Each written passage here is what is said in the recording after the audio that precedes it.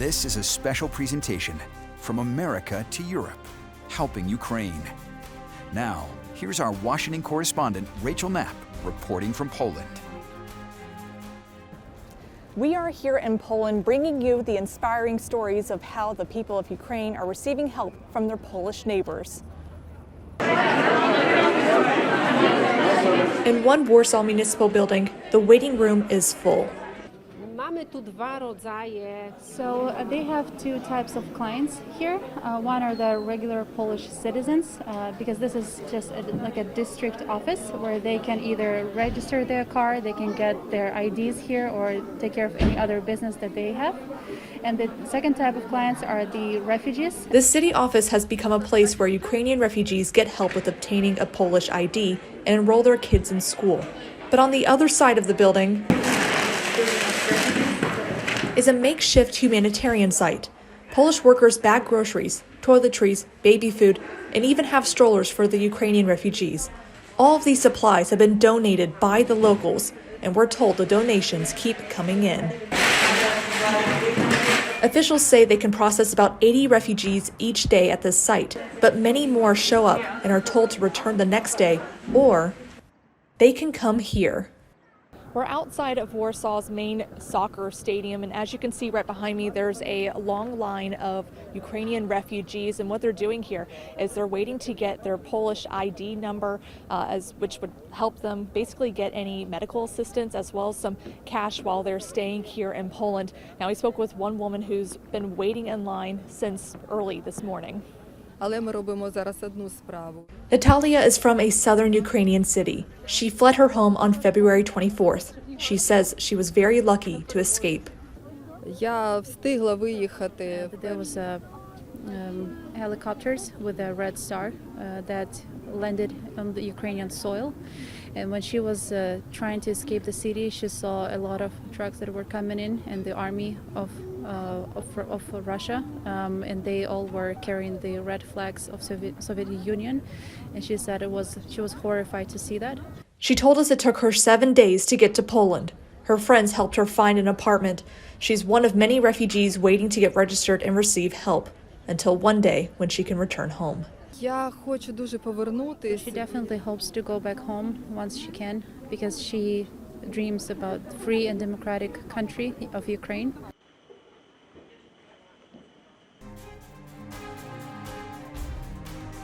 Ukrainian families did not want to abandon their pets, and so the Polish people are really stepping up, making sure that their pets have a place to go, not only to stay, but also make sure that they have medical assistance.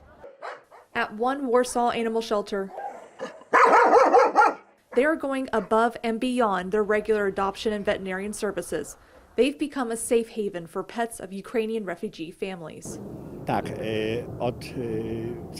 So since the beginning of the invasion, they have already helped over 160 animals here. They pretty much provide a lot of support for the animals of refugees. The director describes their shelter as a hotel for pets, providing a place for refugees' pets to stay until they can be reunited with their families once they find a home in Poland.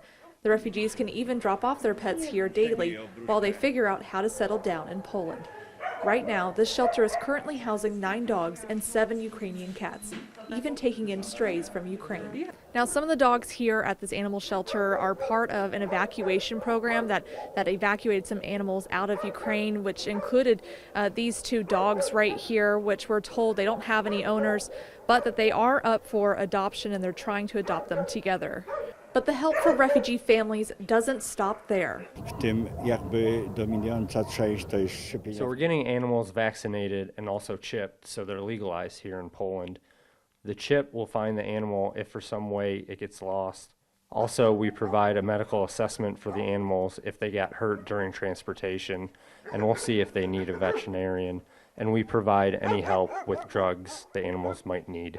Helping families like the Rosenthals. We got us so quickly. They fled their home in Ukraine almost 2 weeks ago. They didn't have time to grab documents for their cat, Mutka, and to make sure the cat can legally stay in Poland, they brought her to the shelter to get her vaccinations. She has beautiful eyes. Even though they had to leave Ukraine quickly, they couldn't leave their family member behind. Так нам и сказал, без нее не поеду, она моя душа. Very important to their kid. The boy said that he is not going to leave the country without the cat. So he told him she is my soul, so we need to make sure that she comes with us.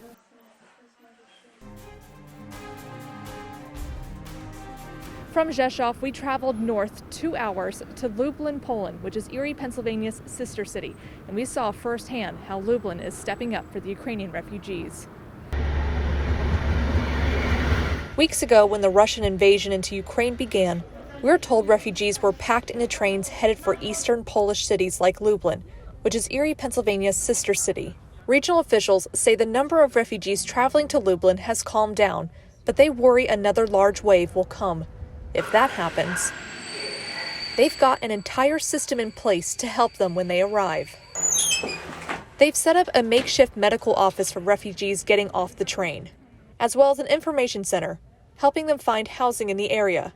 They've also set up a small warehouse stocked with donations like food, baby food, clothes, blankets, and strollers.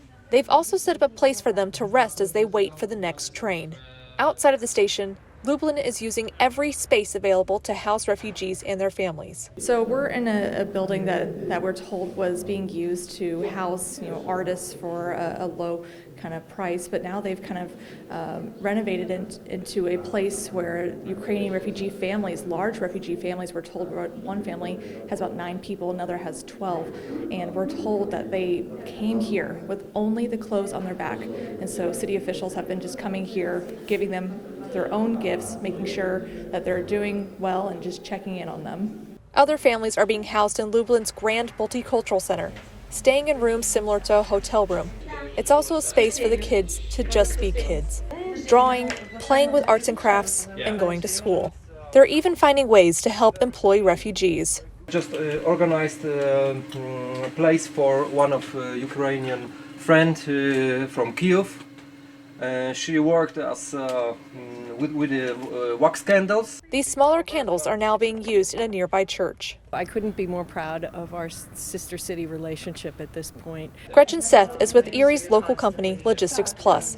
They've raised roughly $640,000 in relief and have sent donations to their locations in Europe to help Ukraine. She met with the Lubelski Regional Marshal, which is equivalent to a lieutenant governor position. Both became emotional talking about the impact of this crisis and thankful for the help they've received from us.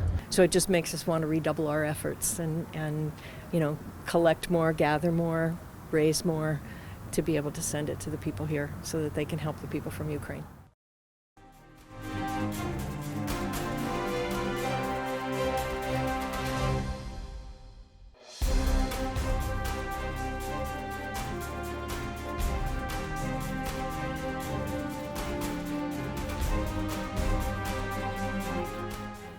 We traveled to a checkpoint near the Ukraine border. This is one of the spots where refugees would come to get organized to be transported either around Poland or to other countries. Once the Ukrainian people cross through these green gates, they've safely made it to Poland. Crossing into Poland, you can see people carrying as much as they can, which most of the time is just one suitcase and a child or a pet. At this southern border crossing near Medica, Poland, it can be described as chaotic, but filled with people with good intentions. Along the walkway that refugees pass through, several international groups and organizations are ready to greet them, give them food, SIM cards for their cell phones, even a therapy dog to comfort them. Мы ехали 2 суток до Львова. It took us 2 days to go from Kharkiv Oblast to Lviv. Then we spent some time with our friends, and then today we left for here. This woman just made it to Poland with her child. We spoke with her shortly after she crossed the border. She's grateful for how friendly everyone is and has a message for her fellow Ukrainians. Хотел сказать, чтобы держались. We want to say everyone to hold on because it's very scary out there, but we will win. Refugees then board buses waiting for them to take them to other cities or to checkpoints like this one. Weeks ago, when there were just thousands and thousands of refugees making their way to this checkpoint, basically they wanted to make sure that everyone had a place to stay. There were basically being set up inside this building. It's a large building, but there still wasn't enough room. So they put up these orange tents right behind me as a temporary spot for them to stay. We weren't allowed access inside the building for privacy reasons. But inside, we're told refugees could get help with other administrative business and transportation to big cities in Poland or other European countries. And outside of the building, more volunteers from all over the world. You're welcome. Cooking up fresh food for the refugees. We are very happy to be here and see and feel like the Faroe Island is helping. For these volunteers, they see how these refugees have endured the worst and hope their help will bring them some relief. It feels, everything that's happening is horrible, but it feels like if we can give them what they need, then it's like a satisfying, For us, it's just a small thing to do, but the people are really, sometimes they're really desperate and they don't know where they're going. So for us, it's just a blessing that we're able to do such things.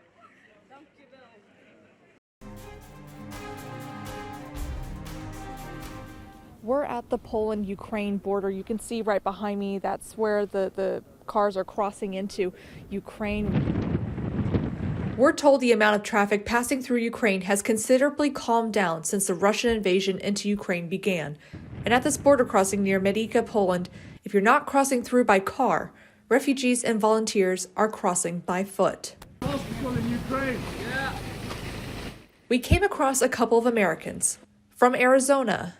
I've just been helping out whoever needs it, fixing generators, running supplies across the border, anything and everything. Alaska. I'm just going to go down and hand out chocolate bars to the kids and families and stuff. And Corning, New York. I just packed up my stuff, told my job, I want to go over there and help, and I just came here with no contacts and showed up and jumped in. Some say they initially came here to help fight the Russians, but they've pivoted to relief efforts instead. They say each day their responsibilities vary. They're working alongside people from all over the world who, like these Americans, came here with no plans and no contacts, but willing to be a helping hand. I just knew there was stuff I could be doing. Instead, I was just back home, so I figured I'd change that and just come here. Seeing a lot of the kids and stuff come in, it's kind of gut-wrenching, but for the most part, stay busy, push it aside, you'll deal with it later. But,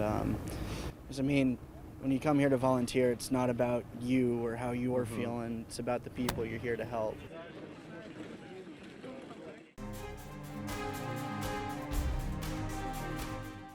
Like, I'm going to do it because I've done it so far and I haven't had any problems doing it. So. Sally Netzger-Bayer lives in Chautauqua County, New York. She helps run a gift shop inside an Asheville store. But now, her job looks a bit different. She's in Poland driving military vests and relief supplies into Ukraine. Well, which way? Around? Yeah. She estimates she's brought in roughly 100 military vests into Ukraine and eager to deliver more.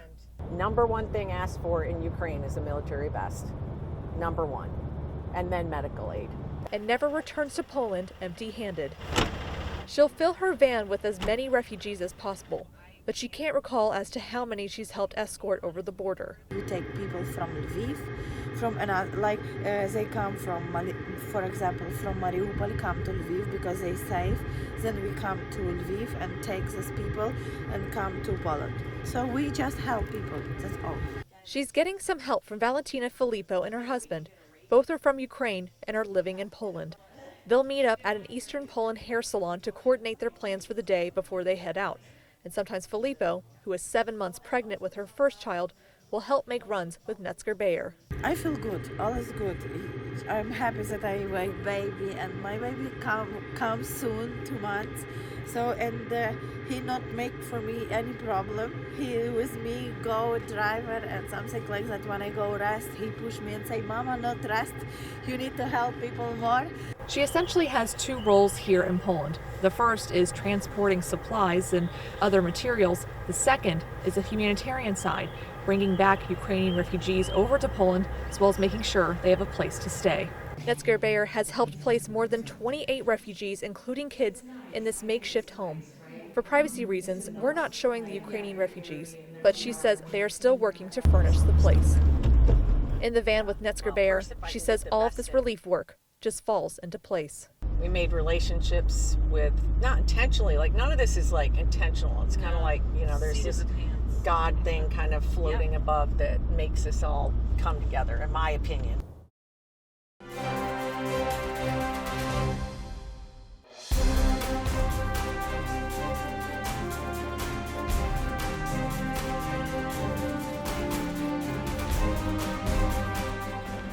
After crossing into Poland from Ukraine, many refugees are fleeing eastern Poland and heading for larger cities like Krakow. First of all, I would like to thank Poland and the citizens of Poland for being so welcoming and friendly and so helpful to people like me here. And just like everyone, I hope for peace so that we can go back to our lives. We've met with many refugees who are grateful for Poland in helping them get settled in, but they miss their home. I really hope they're okay as well, and I really hope the war will stop soon so that we can go back to normal. Until the fighting ends, Poland has taken in nearly 2 million refugees. And they're trying to help spread out the refugees to ease the number of people settling in eastern Poland, which neighbors Ukraine. In Poland, if you show your Ukrainian passport, you're able to travel on trains, on buses for free. And we met up with people at the Krakow train station who are using that method. It's really full country. So free train, it's really helpful. Natalia and her 6-year-old son Peter fled their home in Kyiv. They have been in Poland for more than 2 weeks. I tried to get out by USA, but I haven't visa. So I tried and I write them, but still nothing.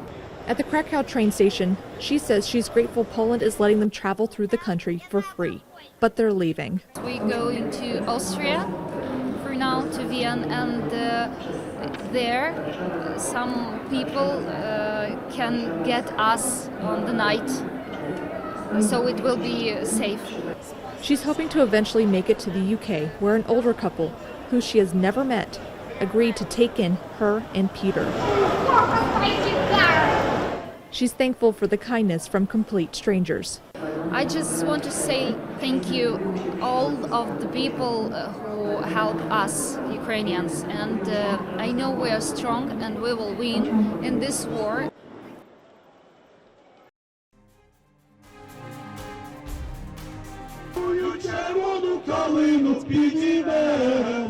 In one of Poland's largest cities, Ukrainian refugees are making their voices heard by singing patriotic songs.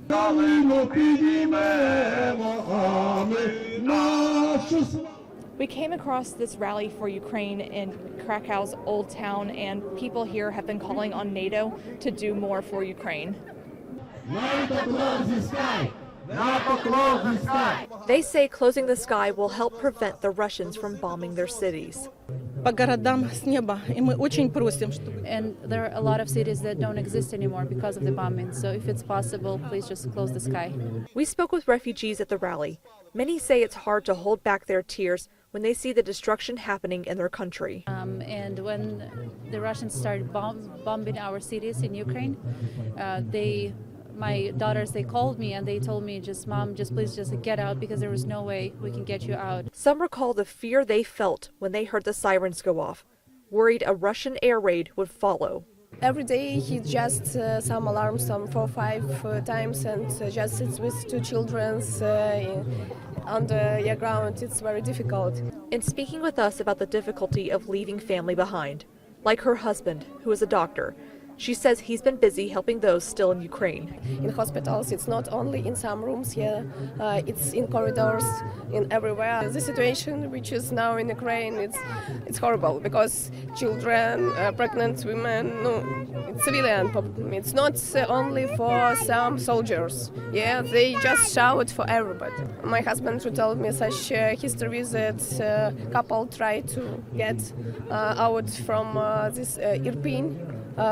It's near Kyiv, and they just see that it is civilian people in the car, and they just direct shoot at them. Her brother is also over there. And it was one shout in from this rocket, and he because of this sound wave, I don't know, or air wave, he just from his bed go out to the floor, and it's terrible. I don't know. Yeah, I just have some trauma of hand. Будемо просити їх, щоб вони лічно виходили і нам допомагали. They're grateful for the international support, but wish more could be done. It's very hard for her because she prays for peace, and it's very hard for her not to cry.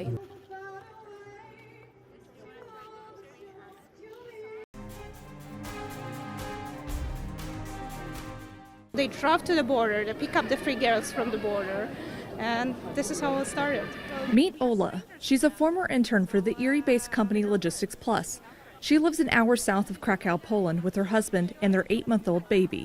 When the war in Ukraine began, many women and children who fled to nearby Poland didn't have contacts or a place to stay here. But that's when Ola tells us that Jim Berlin, the owner of Logistics Plus, called her and asked her for help.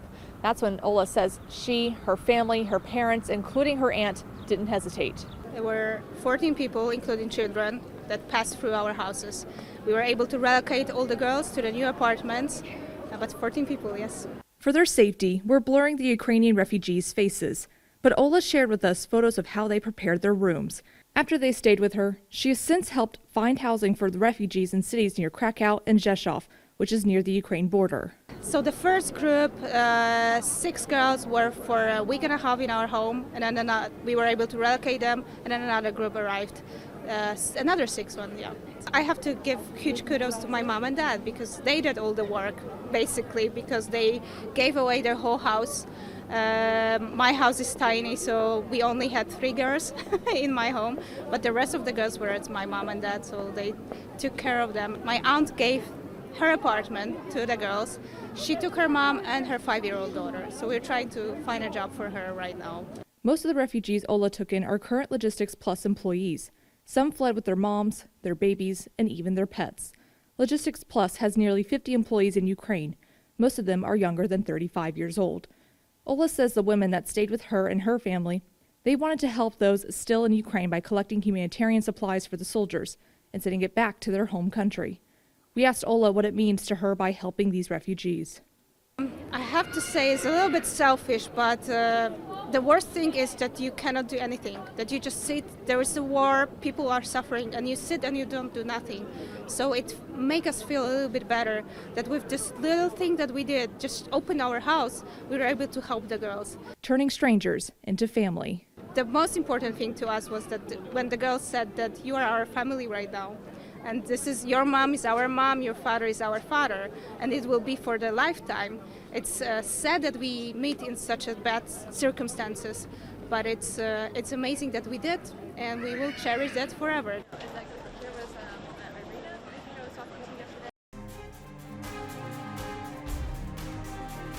Я хочу дуже повернутись. She definitely hopes to go back home once she can.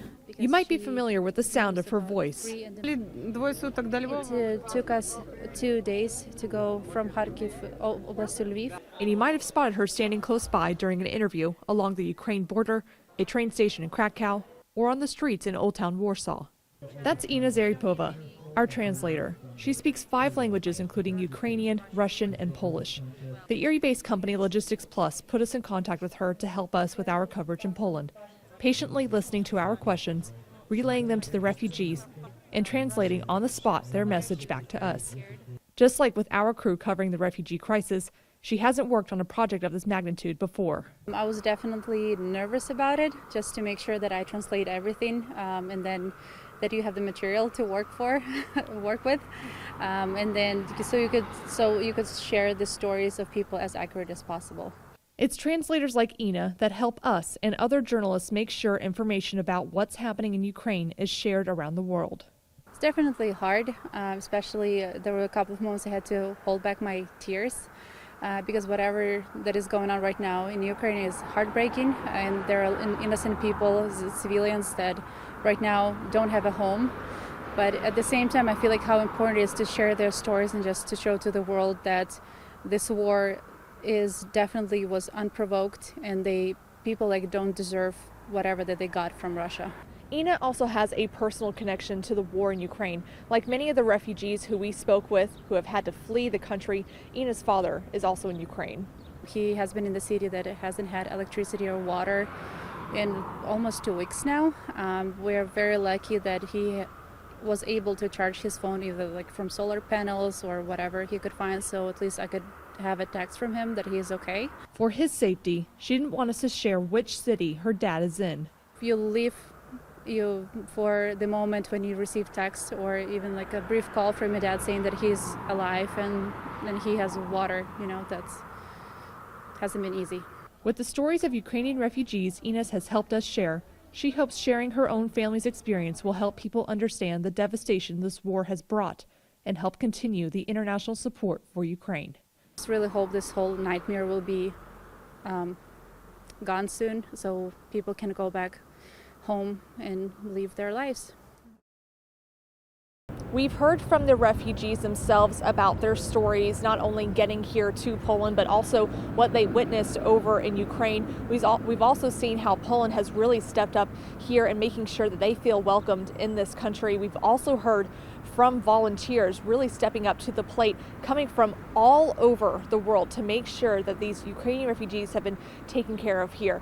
These stories have been just truly powerful, inspiring, and they really just kind of show that, you know, humanity is not lost, and that when there are dark times like this, people really do step up and show that they care, that there still is love in this world. And I know that my photographer Brian Schneiders and I are really just taken away by all of this, and we feel like this journey has been hopefully something that everyone back home, you know, can see for themselves what the border looked like, what the process looked like for these Ukrainian refugees. And we hope that it was a learning experience for everyone, but most of all, we hope that you heard and that you felt these same impactful and powerful stories from the refugees themselves.